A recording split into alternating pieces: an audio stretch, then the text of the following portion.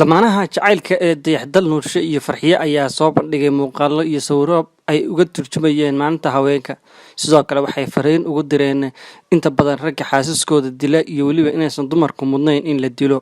Muuqaaladan toddobaadkan ay soo saareen aan wada daawano.